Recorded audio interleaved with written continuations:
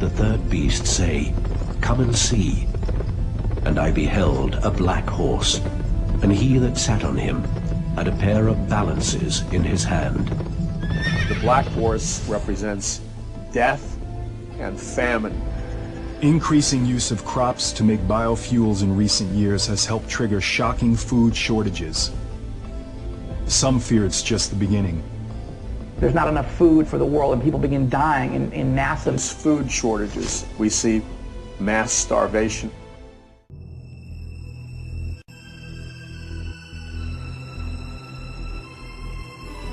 People who live in Venezuela saying they're starving. We're starving. We have no choice but to go through garbage. People who live in Venezuela saying they're starving. We're starving. We have no choice but to go through garbage. The only difference sometimes I think between the Venezuelans and us is we can print money. We can print money. The only difference between us and Venezuela is that we can print money. People who live in Venezuela saying they're starving. We're starving. We have no choice but to go through garbage. We can print money. We're starving. We have no choice but to go through garbage.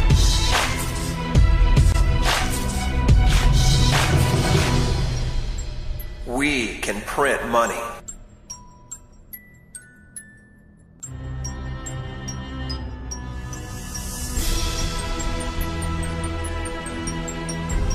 We can print money.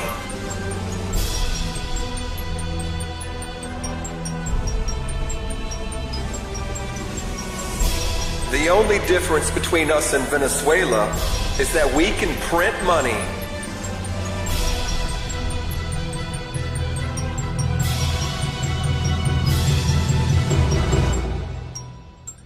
But what happens when our money runs out?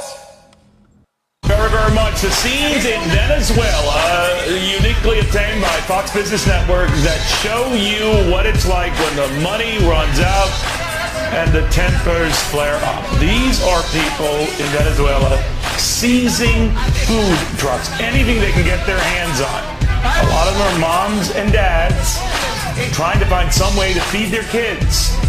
That's how bad it's been. Only a few years after Hugo Chavez had promised, almost to the end of time, that all the oil revenues and the taxes on the upper income would support them in an almost idyllic environment that would never end until the rich guys left. The oil revenues stopped, and Venezuela went under martial law. This is the kind of thing that no less than Alan Greenspan says is possible here if we don't watch what we're doing here.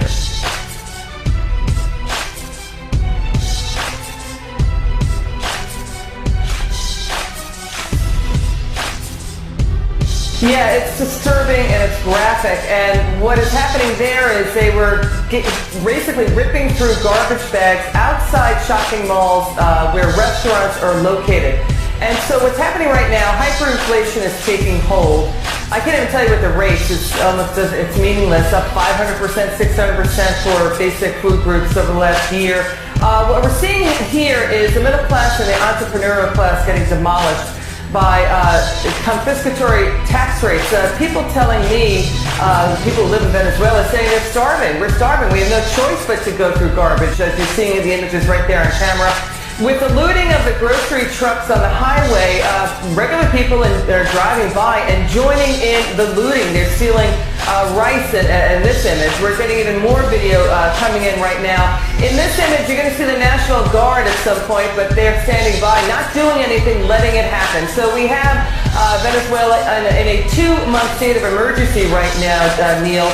There's fears, widespread fears in Venezuela that the military will crack down, that there will be a news blackout. They're denying medical help from the World Health Organization because the president, who was handpicked by Chavez, Hugo Chavez, doesn't want to be basically embarrassed. That's a direct quote from people in Venezuela. Socialism, as Venezuelans have experienced it, has been collapsing. So it's a severe debt problem, twice as bad as what Argentina faced in 2001.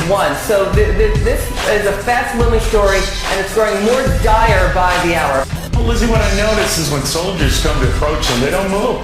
Yeah, In other words, they're so hungry, so desperate, they almost seem to be saying, go ahead, shoot me. Yeah, that's a great point, Neil. And you know what, Neil, it seems that we've been seeing this in Venezuela, too. People there are saying the National Guard and the military is standing back, and they're letting the looting happen because the military is seeing basically, grocery stores being emptied and food trucks being pillaged, and people are desperate.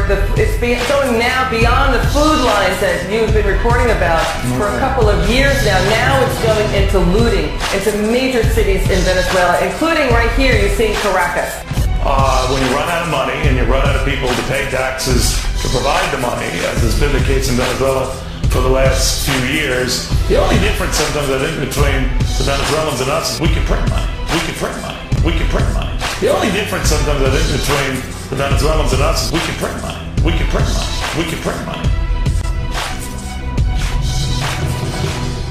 My dear friends, the rider on the black horse is coming in our generation. We cannot continue to print money forever.